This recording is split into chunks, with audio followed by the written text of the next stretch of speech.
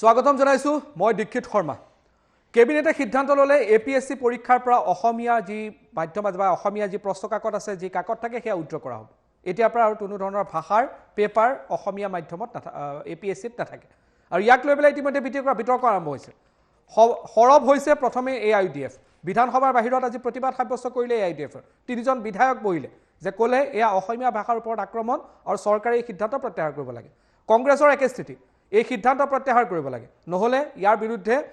তীব্ৰ প্ৰতিবাদ হ'ব ৰাজনৈতিক অৰাজনৈতিকৰ পৰা আৰম্ভ কৰি সকলো দল সংগঠনৰ প্ৰতিবাদ যে এই সিদ্ধান্ত কিয় গ্ৰহণ কৰা হ'ল আৰু কেবিনেটৰ এই সিদ্ধান্তৰ বিৰুদ্ধে ৰাজনীতিও আৰম্ভ হৈছে ৰাজনৈতিক অভিযোগ প্ৰতি অভিযোগো তীব্ৰতৰ হৈ পৰিছে প্ৰকৃততে হতকাৰী সিদ্ধান্ত ল'লে নেকি ৰাজ্যিক কেবিনেটে এপিএসসিৰ পৰা অসমীয়া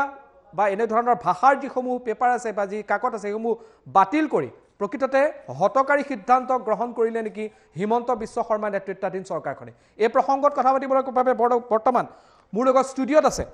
বিজেপিৰ মুখপাত্ৰ ৰঞ্জীৱ কুমাৰ শৰ্মা আপোনাক স্বাগতম জনাইছো এআইইউডিএফৰ চেঙাৰ বিধায়ক আশৰাফুল হুছেইন আপোনাক স্বাগতম জনাইছো আৰু কংগ্ৰেছৰ জ্যেষ্ঠ নেতা আছে আমাৰ লগত পাৰ্থ প্ৰতিম বৰা আপোনাক স্বাগতম জনাইছো আৰু প্ৰথম ওপেনিং ৰিমাৰ্ক ৰঞ্জীৱ কুমাৰ শৰ্মা হতকাৰী সিদ্ধান্ত ল'লে নেকি চৰকাৰে সঠিক সিদ্ধান্ত লৈছে এইকাৰণে সঠিক সিদ্ধান্ত লৈছে যে অসমীয়া ভাষাক নাকচ কৰা নাই চৰকাৰে কৈছে যে সলসলীয়াকৈ অসমীয়া বা আমাৰ থলুৱা ভাষা ক'ব পৰা মানুহে এপিএসসি দিব পাৰিব এক নম্বৰ কথা দুই নম্বৰ কথা পিআৰচি থাকিব লাগিব পাৰ্মানেণ্ট ৰেচিডেন্স চাৰ্টিফিকেট থাকিব লাগিব তেতিয়াই এপিএসসিত বহিব পাৰিব গতিকে ইয়াতো নাকচ কৰাৰ প্ৰশ্ন নুঠে আৰু এইটো সংৰক্ষণে কৰিছে তাৰপিছত অসমীয়া বা অসমৰ সমাজ জীৱনৰ লগত যিটো আমাৰ জনজাতীয় ভাষাবিলাক আছে খিলঞ্জীয়া ভাষাবিলাক আছে সেই ভাষা কোৱা মানুহবিলাকৰ সেই ভাষাবিলাকক প্ৰমোশ্যন কৰা হৈছে যিহেতু অসমীয়া ভাষাৰ পৰিপূৰক ভাষা হিচাপে মিচিং ভাষা কাৰ্বি ভাষা ৰাভা ভাষা বড়ো ভাষা এই ভাষাবিলাক আছে এই ভাষাবিলাকৰ পৰা শব্দ সম্ভাৰ লৈ ভাষাবিলাকৰ পৰা সমল লৈ অসমীয়া ভাষাৰ শ্ৰীবৃদ্ধি হৈছে গতিকে সেই ভাষাবিলাকৰো এতিয়া বিকাশত সহায়ক হ'ব গতিকে মই নাভাবোঁ যে এইটো এটা হতকাৰী সিদ্ধান্ত ই এটা সম্পূৰ্ণ বৈজ্ঞানিক সিদ্ধান্ত আৰু চৰকাৰে ভাবি চিন্তি এই সিদ্ধান্ত লৈছে আৰু আমিওতো অসমীয়া যিসকল লোকে সিদ্ধান্ত লৈছে হেমন্ত বিশ্ব শৰ্মা অসমীয়া নহয় নেকি কেবিনেটত বহা কোনো মানুহ অসমীয়া নহয় নেকি আছুৰ প্ৰাক্তন সভাপতি বা আমাৰ কৃষিমন্ত্ৰী কেশৱ মহন্ত জাতীয় সংগঠনৰ নেতৃত্ব দি পেলাই অহা মানুহে সিদ্ধান্ত লৈছে গতিকে এই কথাটো হতকাৰী বুলি কৈ দিয়া বা নাকচ কৰি দিয়া বা পৃষ্ঠভূমি নোচোৱাকৈ কথা কোৱা এনেকুৱা ধৰণৰ কথা হ'ব নালাগে ঠিক আছে পাৰ্থপ্ৰতিম বৰা আপোনাৰ অপেনিং ৰিমাৰ্ক চাওক কথাটো এনেকুৱা আজি অসমত যদি অসমীয়া ভাষাত এইদৰে দলিয়াই পেলোৱা হয় তেতিয়াহ'লে অসমীয়া ভাষা ক'ত থাকিব চিৰচেনেহী মোৰ ভাষা জননী গতিকে ভাষাই য'ত আমাৰ ভাষাই পৰিচয় ভাষাই আমাৰ যিটো এটা আইডেণ্টিটি আজি সেই কথাটোক আমি কা আন্দোলন যেতিয়া কৰিছিলে কা আন্দোলনৰ ক্ষেত্ৰত আমি কি কৈছিলোঁ আমাৰ বিভিন্ন বুদ্ধিজীৱীয়ে বিভিন্ন সাহিত্যিকে কি কৈছিলে কি ক'ৰবাত না ক'ৰবাত আমাৰ জাতিটোৰ লগতে ভাষাটো আমাৰ নাইকিয়া হৈ যাব নেকি সেই চিন্তা কৰি পেলাই বহু চাম লোকে কিন্তু কা আন্দোলনত জঁপিয়াই পৰিছিলে কি ভাষাক বচাবলৈ গৈ পেলাই আজি তেওঁলোকে যিটো নাগপুৰীয়া এটা সংস্কৃতি আৰম্ভ কৰিব খুজিছে তাত অসমীয়া জাতি অসমীয়া ভাষাৰ প্ৰতি ভাবুকি আনিছে বাৰেপতি আনিছে আজি চাওক এজন অফিচাৰে তেওঁ যাব আজি গৈ পেলাই তাতে আপোনাৰ অসমীয়া ভাষা তেওঁ ক'ব জানিব কিন্তু লিখিব পঢ়িব তেওঁ নাজানিব তেওঁ লিখিব পঢ়িব নাজানে তেওঁ অসমৰ এজন গাঁৱৰ সাধাৰণ লোকে তেওঁ এপ্লিকেশ্যনখন কি দিছে তেওঁ নাজানিব তেওঁ যে অৰ্ডাৰ এটা দিব কিহত দিব আজি অসমৰ যিটো এডমিনিষ্ট্ৰেটিভ ব্যৱস্থা আপুনি চাৰ্কুল অফিচতে যাওক জমাবন্দীৰ মাটিৰ কপি চাওক বা বিভিন্ন এপ্লিকেশ্যন হওক এই গোটেই ভাষাটো চলিত ভাষাটো অসমীয়া আৰু বাহিৰৰ পৰা যদি এজন IAS আৰু IPS অফিচাৰ আহে তেওঁক ক'বলৈ বা লিখিবলৈ বা পঢ়িবলৈ অসমীয়া ভাষাটো শিকায় আজি তেওঁলোকে যিটো চাইণ্টিফিক এইটো RSSৰ যিটো চাইণ্টিফিক এটা নতুন ওলাইছে চাওক আমিও হিন্দু ময়ো হিন্দু আজি ৰঞ্জীৱ দাও হিন্দু ময়ো হিন্দু কিন্তু কথাটো হৈছে কি আমাৰ হিন্দুটো আকৌ তেওঁলোকৰ মানে যিটো নাগপুৰীয়া কালচাৰটোৰ লগত নিমিলে আমি মাছ মাংস খোৱা হিন্দু তেওঁলোকে আকৌ নহয় তেওঁলোকে মানে নিৰামিষ পনীৰ খোৱা হিন্দু আমি সেইটো হিন্দু নহয় আমি কট্টৰ হিন্দুত্ববাদটো নহয় আমি সব হিন্দু আমি সকলোকে আগুৱাইলে শংকৰদেৱে যিটো দেখাই গৈছিলে প্ৰথা সেই প্ৰথাত আমি হিন্দুত্ববাদটো কৰোঁ আমাৰ ইয়াতে যিসকল আগকটীয়া আছে হিন্দু তেওঁলোকৰ এটা লিবাৰেল মাইণ্ডছেটৰে আগবাঢ়ে তেওঁলোকে নেৰ' থিংকিং সবকে বাদ দি পেলাই আগ নাবাঢ়ে আজি অসমীয়া ভাষাটো যদি অসমতে প্ৰটেকশ্যন চৰকাৰখনে নকৰে কোনে কৰিব আজি কাছাৰত দেখিছে এজন মানুহে বাৰেপতি অসমীয়া ভাষাটোৰ ওপৰত ওপৰত আক্ৰমণ কৰিছে একমাত্ৰ তেওঁ বিজেপিৰ সদস্য হোৱাৰ কাৰণে তেওঁ কোনো বিজেপি নহয় ধৰণৰ দেই, ব্যৱস্থা নলয় আছিলে আপোনালোকৰ সদস্য দলৰ পৰা আপোনালোকৰ বহিষ্কৃত। এতিয়া না, কৰিছে বহিষ্কৃত, বহিষ্কাৰ না, আগতে এতিয়া কৰা। কিন্তু ব্যৱস্থা কিয় নলয় না, আপোনালোকে বহিষ্কাৰ বহিষ্কাৰ হোৱাৰ পিছত ব্যৱস্থা কিয় নলয় এতিয়ালৈকে কিয় ব্যৱস্থা নলয় শ্বেৰমান আলীয়ে আমাৰ অসমীয়া জাতিৰ কথা বেয়াকে কওঁতে আজি এৰেষ্ট কৰিছে আমি ভাল পাইছো আৰু মই নিজে চব থাকি আহ্বান জনাইছো শ্বেৰমান আলীক এৰেষ্ট নকৰে কিয় তাৰপিছত চৰকাৰে এৰেষ্ট কৰিছে আমাৰ সভাপতিয়ে কৈছে শ্বেৰমান আলীক এৰেষ্ট কৰক কিন্তু এই মানুহজনৰ প্ৰতি এই মানুহজনৰ আপোনাৰ প্ৰতি দৰদ কিয় ইমান এই মানুহজনৰ প্ৰতি চৰকাৰৰ দৰদ কিয় আমাৰ সাসপেন্ড কৰা আছে আমাৰ প্ৰচিডিউৰ বিধায়ক পদৰ পৰা খাৰিজ কৰা নাই আপুনি কংগ্ৰেছৰ বিধায়ক পদৰ পৰা খাৰিজ কৰা নাই এই মানুহজনক এৰেষ্ট নকৰে কিয় বিধায়ক হয় না এই মানুহজনক এৰেষ্ট নকৰে কিয় এই মানুহজন বিধায়ক নেকি পৰিৱৰ্তক বিধায়ক পাতিলে নেকি না মই কৈছো শ্বেৰমান আলী বিধায়ক নকৰে কিয় শ্বেৰমান আলী বিধায়ক অসমীয়া ভাষাক আপোনালোকে অসমীয়া ভাষাক আপোনালোকে তিৰস্কাৰ কৰা মানুহজনক এৰেষ্ট নকৰে আপোনালোকে এই খেনুক বিষয়টো হৈছে অসমীয়া ভাষা অসমীয়া জাতীয় জীৱন অসমীয়া স্বাভিমান অসমৰ আবেগ অসমীয়া ভাষা অসমত আপোনালোকে অসমীয়া ভাষা নালাগে বুলি কৈ দিলে আৰু কালি মই এটা টকশ্বত গৈছো আপোনালোকৰ বিজেপিৰ মুখপাত্ৰই কৈছে ইংলিছো নালাগে বোলে ইংলিছ ফাৰ্চি স্পেনিছৰ কথা আমি অসমত পাতিবলৈ অহা নাই আমি ইয়াত অসমীয়া ভাষাৰ কথা পাতিবলৈ আহিছো ঠিক আছে মই আশৰাফুলৰ অপেনিং ৰিমাৰ্ক লৈ লৈছো আশৰাফুল হুছেইনৰ অপেনিং ৰিমাৰ্ক লৈ লৈছো আশৰাফুল হুছেইন আজি আপোনালোক বিধানসভাৰ বাহিৰত বহিলে সেই দৃশ্যাংশ আমাৰ হাতত আছে আমি দেখুৱাম অসমীয়া ভাষা উঠাই দিয়াক লৈ আপোনালোকে প্ৰতিবাদ কৰিলে 3জন বিধায়ক AIDF অসম আৰু অসমীয়া ভাষা অসমীয়া জাতি অসমীয়া সংস্কৃতি এই সকলোখিনি সুৰক্ষিত কৰি ৰখা আৰু অদূৰ ভৱিষ্যত প্ৰজন্মৰ হাতত গতাই দিয়া একেটা সময়তে বিশ্বৰ দৰবাৰত প্ৰতিষ্ঠা কৰাৰ দায়িত্ব আৰু কৰ্তব্য প্ৰতিজন অসমীয়া নাগৰিকৰ বা অসমবাসী নাগৰিকৰ আছে আৰু সেইখিনি দায়িত্ব পালন কৰা উচিত আৰু আজি যি ভ্ৰাম্যমান কেবিনেট অসমত হৈ আছে লাখ লাখ টকা খৰচা কৰি বিভিন্ন ঠাইত গৈ আছে খাই আছে সেই কেবিনেটে সিদিনা বঙাইগাঁৱত বহি এক সিদ্ধান্ত ল'লে সেই সিদ্ধান্তৰ জৰিয়তে কোৱা হ'ল যে পূৰ্বতে APSC পৰীক্ষা APSCৰ পৰা এজন ৰাজপত্ৰিক বিষয়া হ'বলৈ হ'লে তেওঁ অসমীয়া ভাষা পৰীক্ষা দিব লাগিছিল আৰু আজিৰ সময়ত সেই অসমীয়া ভাষাৰ পৰীক্ষা দিব নালাগিব তাৰমানে এই কথাটোৰ পৰা এটা কথা স্পষ্ট যে ইয়াতে কাৰোবাৰ প্ৰতি দৰদ দেখাবলৈ যিখিনি মূলতঃ অসমত সিদিনা অসমৰ ভাৰতৰ অন্য ঠাইৰ পৰা ইয়ালৈ আহিছে তেওঁলোকৰ ল'ৰা ছোৱালীবিলাক অৰ্থাৎ বণিক গোষ্ঠীৰ ল'ৰা ছোৱালীবিলাকক ইয়াতে বৰপীৰা পাই দিব বিচাৰিছে একেটা সময়তে ইংৰাজী মাধ্যমত যিসকল ধনীৰ দোলালে লিখা পঢ়া কৰি যিমান বেছি পইচা আছে সিমান ভাল ইনষ্টিটিউটত গৈ এডমিশ্যন লৈ ঘূৰি অহা তেওঁলোককহে ইয়াতো বহাব বিচাৰিছে এই কথাটো স্পষ্ট আৰু একেটা সময়তে আমি ক'ব বিচাৰিছোঁ যে এজন ৰাজপত্ৰিক বিষয়া যেতিয়া হ'ব যেতিয়া এজন গেজেটেড অফিচাৰ হ'ব তেওঁৰ অফিচ ন্যূনতম চাৰ্কুল অফিচ হ'ব আজিকালি ACS অফিচাৰসকলক দেখা পাইছোঁ যে হেৰিটো দিছে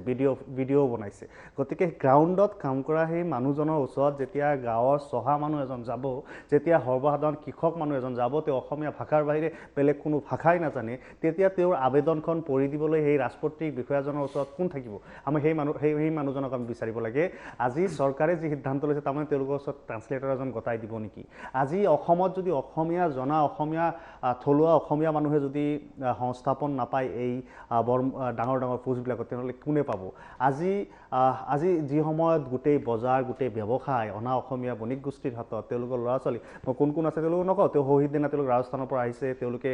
বেলেগ কোনো প্ৰদেশৰ পৰা হিন্দীভাষী যিসকল আহিছে তেওঁলোকৰ ল'ৰা ছোৱালী ইয়াতে নপঢ়ায় দিল্লীত পঢ়ায় ক'ৰবাত পঢ়ায় তেওঁলোক অসমীয়াৰ লগত কোনো সম্পৰ্ক নাই আজি যেতিয়া বজাৰটো তেওঁলোকৰ দখলত আছে একেটা সময়তে তেওঁলোকে প্ৰশাসনিক ব্যৱস্থাটো নিজৰ হাতলৈ আনিব বিচাৰিছে আজি এই ক্ষেত্ৰত মই ভাবোঁ যে নাগপুৰৰ পৰা কিবা ইংগিত থাকিব পাৰে আমাৰ ইয়াতে বিজেপি মুখপাত্ৰ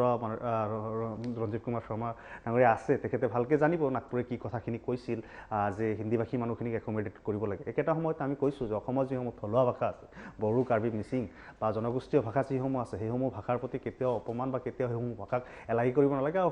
দেশৰ কোনো ভাষাকে বা বিশ্বৰ কোনো ভাষাকে আমি এলাগী কৰাৰ পক্ষত নহয় কোনো ভাষাৰো আমি বিৰোধী নহয় আমি ভাবোঁ যে সকলো ভাষা ঠিক আছে মই আপোনাৰ কথাত ৰঞ্জিত শৰ্মা আপোনাৰ ৰেছপন্স হয়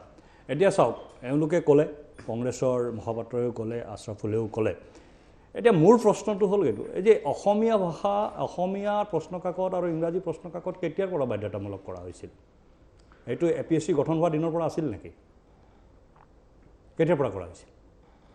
এইটো যেতিয়া সৰ্বানন্দ সোণোৱাল মুখ্যমন্ত্ৰী হৈছে তাৰপিছত কৰা হৈছিলে কিয় কৰা হৈছিলে ৰাকেশ পাল যেতিয়া APSCৰ চেয়াৰমেন আছিল কংগ্ৰেছৰ দিনত ৰাকেশ পালৰ দিনত অসমত জন্মগ্ৰহণ নকৰা অসমৰ ভোটাৰ তালিকাত নাম নথকা অসমত PRC নথকা বাহিৰৰে মানুহ অসমত APSC দি পেলাই SCS অফিচাৰ APS অফিচাৰ হৈছিল যেতিয়া তদন্তত সেই কথাটো পোহৰলৈ আহিল প্ৰাৰম্ভিকভাৱে সৰ্বানন্দ সোণোৱালৰ চৰকাৰে ক'লে যে অসমীয়া ভাষা আৰু ইংৰাজী ভাষাতে পৰীক্ষা দিব লাগিব দুটা প্ৰশ্ন কাকত এড কৰিলে আৰু গোটেই প্ৰক্ৰিয়াটো আগতে অসমীয়া ভাষা দি পেলাই কিয় দিছিলে APSC অসমীয়া ভাষা ইংৰাজী ভাষাটো দিছিল আগতে কিয় দিছিলে নাই এটো আপুনি চাওক না চাওক আপুনি মাজতে কৈছে মই নকওঁ আপুনি কৈ মই তৰ্ক কৰিবলৈ অহা নাই পৰীক্ষা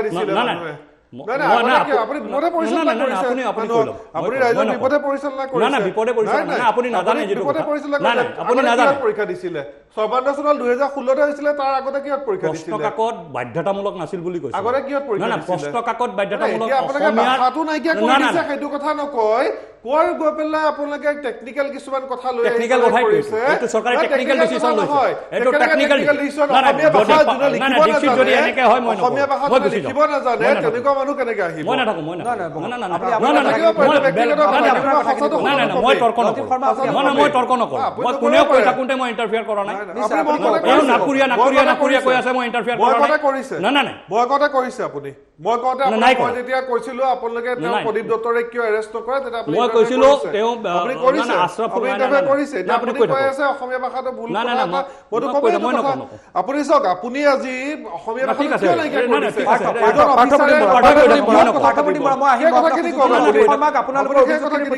প্ৰত্যুত্তৰ দিলক ৰাজীৱ শৰ্মা আপুনি কওক যদি ভদ্ৰভাৱে আপুনি টকশ্ব'টো কৰে যদি তেতিয়াহে মই কথা ক'ম যদি এনেকে হুলস্থুলীয়া কৰে তেতিয়াহ'লে কথা নিশ্চয় আপুনি মই হুলস্থুল কৰিব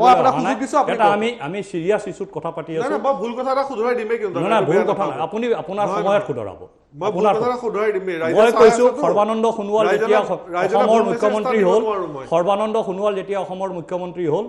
ৰাকেশ পালে তৰুণ গগৈৰ নেতৃত্বত বাহিৰৰ পৰা মানুহ আনি SCS আৰু APS যেতিয়া এই কৰিছিলে আৰম্ভ কৰিছিলে সেই গোটেই ব্যৱস্থাটোক প্ৰতিৰোধ কৰিবৰ কাৰণে ব্যৱস্থাটো ইন্ট্ৰডিউচ কৰা হৈছিলে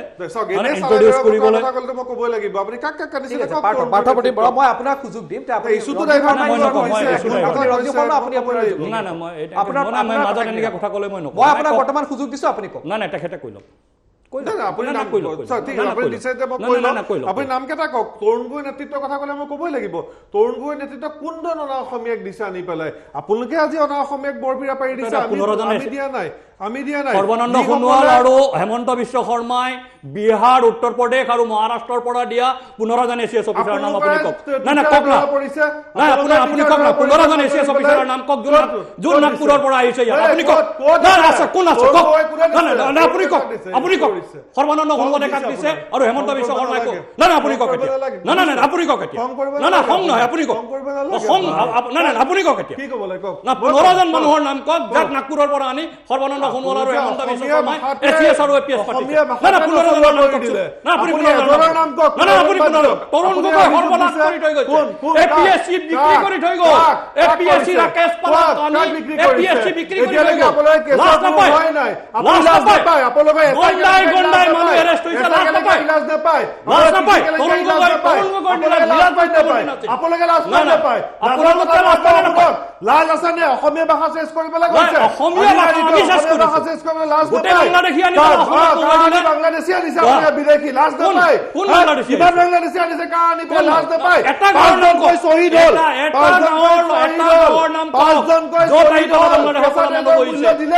আপুনি কেঁচা তেলৰ মূল্য দিলে 5 জনকৈ গুৱাহাটী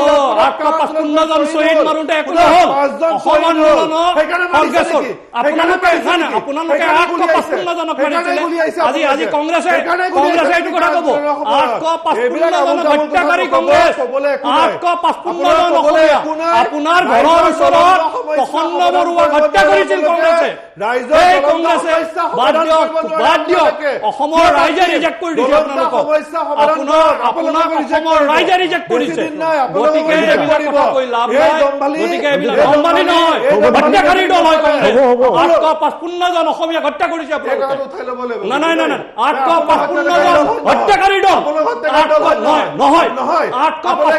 5জন মাৰিছে নাই 855জন অসমীয়া ডেকাক কংগ্ৰেছে হত্যা কৰিছে অসম আন্দোলনত হত্যাকাৰী দল হয় কংগ্ৰেছ অসমীয়া ডেকাক 855জন অসমীয়াক হত্যা কৰিছে 855জন অসমীয়াক হত্যা কৰিছে 855 জন শ্বহীদৰ হত্যাকাৰীৰ দল কংগ্ৰেছ 855 জন অসমীয়া ডেকাক গুলিয়াই হত্যা কৰা মহাত্মা গান্ধীক হত্যা কৰিছিলে ৰাহুল গান্ধী আমাক পুজিছে না তিৰংগা পতাকা মহাত্মা গান্ধী পাই গ'ল এতিয়া বাদ দিয়ক শুনক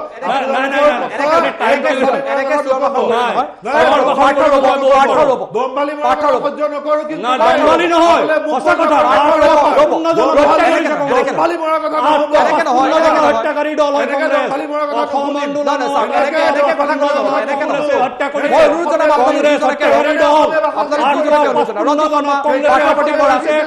হত্যাকাৰী দল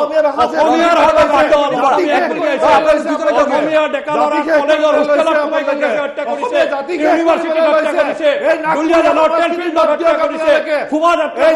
হত্যা কৰিছে বাংলাদেশী মিয়া লগাই হত্যা কৰিছে কংগ্ৰেছ বাংলাদেশী মিয়া দল কংগ্ৰেছ অসমীয়া হত্যাকাৰী দল এটাই কথা কংগ্ৰেছ অসমীয়াৰ হত্যাকাৰী দল 855 জনক কংগ্ৰেছে শ্বহীদ কৰিছে অসমীয়া জাতিক কেতিয়াও হোৱা নাই কানি অসমীয়া এনেকে নহয় মই অনুৰোধ জনাম আপোনালোক দুজনে মই আশৰাফুল হুছেইন আপোনাৰ ওচৰলৈ আহিছো এই বিষয়ত আপোনাৰ মন্তব্য চাওক এই গোটেই বিষয়খিনি মূল কথা সম্পূৰ্ণ ঠিক আছে আপুনি কৈ লওক মই তাৰপিছত আশৰাফুল ৰঞ্জিত শৰ্মাতে অকমান জিৰাই লওক না জিৰোৱাৰ কথা নাই অকমান জিৰাই লওক লগা নাই মিছা কথা ট্ৰেনিং বুলি নহয় ৰ'ব না ৰঞ্জিত দা ট্ৰেনিং ল'ব পুনৰ ৰঞ্জিত দা আপোনালোকৰ ট্ৰেনিং আছে 15 ডিচেম্বৰৰ পৰা আপোনালোকৰ ট্ৰেনিং আছে সেকুলাৰিজম না সেকুলাৰিজম আপোনালোকৰ দিশা ধৰ্মত ভাগ ভাগ কৰা পাঠ্যপুথি পৰা মই অনুৰোধ জনাম আপুনি ৰঞ্জিত কুমাৰ বৰাৰ ৰঞ্জিত কুমাৰ শৰ্মাৰ মই প্ৰতিক্ৰিয়া লৈ লৈছো না 1945 চনত যেতিয়া দ্বিতীয় বিশ্ব সমাপ্ত হৈছিল পৃথিৱীত 56খন দেশ একেলগে স্বাধীন হৈছিল ব্ৰিটিছৰ অধীনত থকা 54 কাণ্ট্ৰিজ মাত্ৰ এখন দেশ বিভাজন হৈছিল ভাৰতবৰ্ষ কংগ্ৰেছে কৰিছিল ঠিক আছে গতিকে ধৰ্মৰ আধাৰত দেশ বিভাজন কৰা হৈছিল গতিকে ধৰ্মৰ কথা সেকুলাৰিজমৰ কথা না সেকুলাৰিজমৰ কথা আমাক নিশিকাব হেৰি এতিয়া কথা হ'ল ভাষাৰ কথা আমি ভাষাৰ কথা পাতি আছো ভাষাৰ কথা পাতি আছো সব খিলঞ্জীয়া ভাষাক প্ৰমোচন কৰা হৈছে সুৰক্ষিত কৰা হৈছে অসমীয়া ভাষা ক'ব পৰা মানুহক এচিএছ এপিএছত বহাৰ অনুমতি দিয়া হৈছে পিআৰচি থাকিব লাগিব এই পিআৰচি বস্তুটোতেই কংগ্ৰেছৰ মাথা গৰম হৈছে ৰাকেশ পালৰ দিনত তৰুণ গগৈৰ দিনত নাছিলে বাধ্যতামূলক নাছিলে তৰুণ গগৈৰ দিনত পিআৰচি নথকাৰ কাৰণে বাহিৰৰ পৰা মানুহ আহি পেলাই ইয়াত পৰীক্ষা দি পেলাই এচিএছ হৈছিল এপিএছ এতিয়া নহয় এতিয়া নহয় তাক প্ৰতিৰোধ কৰা হৈছে গতিকে এইবিলাক কথা ৰাইজে জানে ইলেকশ্যনত ৰাইজে উত্তৰ দিব কোনে সঁচা কথা কৈছে দিব নাই অহংকাৰ নহয় কংগ্ৰেছৰ এই পতনৰ পিছতো যি অহংকাৰ ভ্ৰাম্যমান কেবিনেট কৰিছে ভ্ৰাম্যমান হ'ব গামে গামে কেবিনেট হ'ব কোটি কোটি টকা 27 বিধ খাদ্য কেবিনেট 27 বিধ ৰাইজে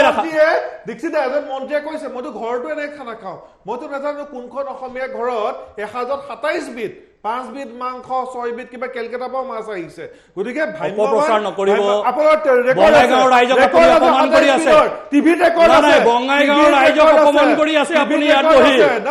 বঙাইগাঁৱৰ ৰাইজে খুৱাইছে খানা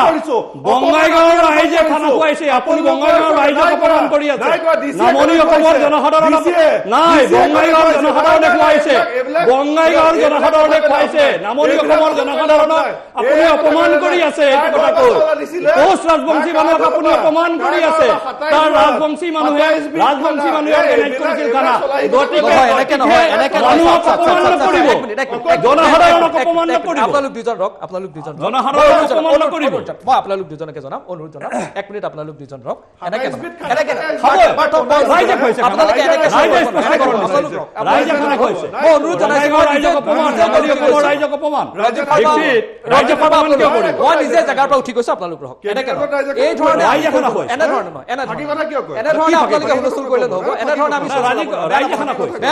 বেয়া নাপাব মই এনেকে শ্ব' চলাব নোৱাৰিম এনেকে আপোনালোকে নকৰিব মই নিজ জেগাৰ পৰা উঠি গৈ পেলাই আপোনালোকক কৈছো যে আপোনালোক ৰওক মই আশৰাফুল হুছেইনৰ ওচৰলৈ আহিছো আশৰাফুল হুছেইন আপোনালোকে কওক কাৰণ চাওক এই গোটেই বিষয় যিখিনি হৈ আছে বিষয়টো হৈ আছে এপিএছচি আপোনালোকে ৰাজনৈতিক এৰিয়া আছে আপোনালোকৰ লাগি থাকিব সেইবিলাক ক'বলগীয়া নাই কি ৰাজনৈতিক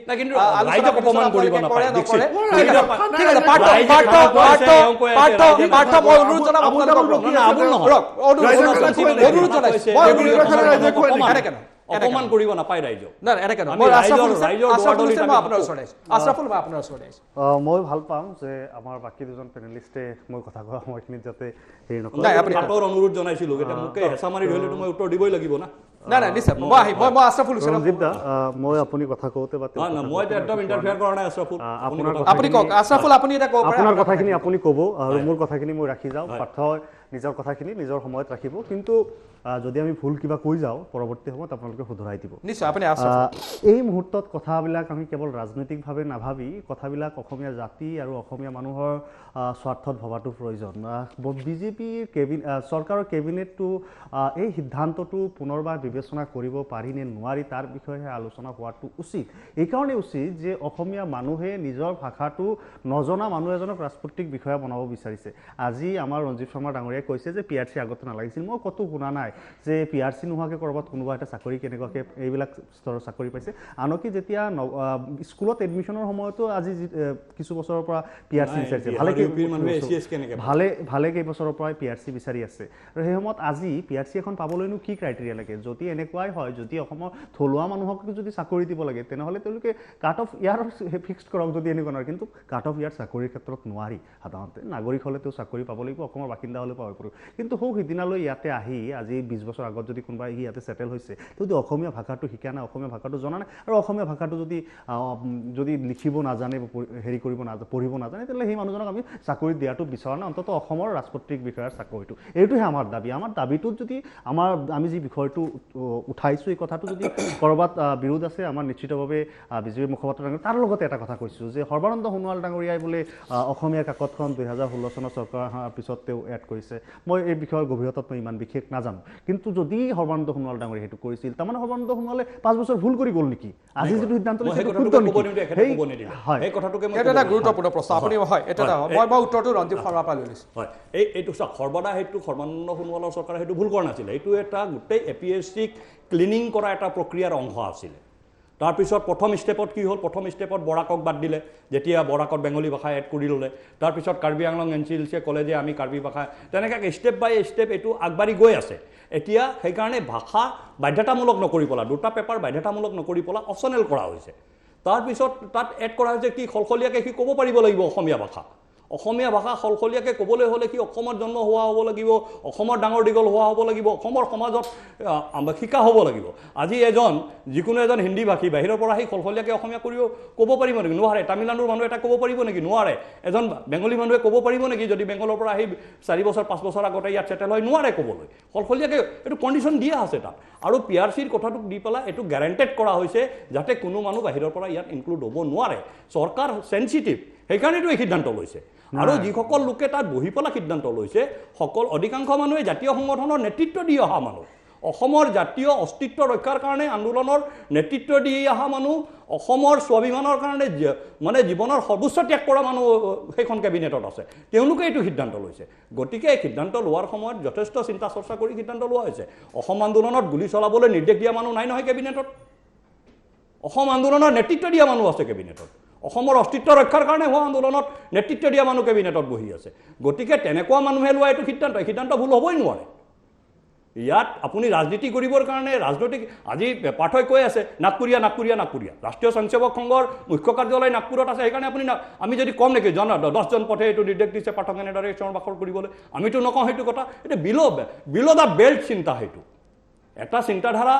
এটা সংগঠনৰ ক'ৰবাত হেড অফিচ থাকিব পাৰে সেইটো আৰু আমি কাৰোবাক খুদি পেলাটো কৰিব নালাগে সেই সংগঠনে সেই কামটো কংগ্ৰেছে আমাক খুদি পেলাই জনপথত অফিচ পাতিছে নেকি নাই পাতা নহয় আমিতো সেইটো কথা নকওঁ কেতিয়াও নকওঁ কিয়নো মই ভাবোঁ যে এইটো বিল' দ্য বেল্ট চিন্তা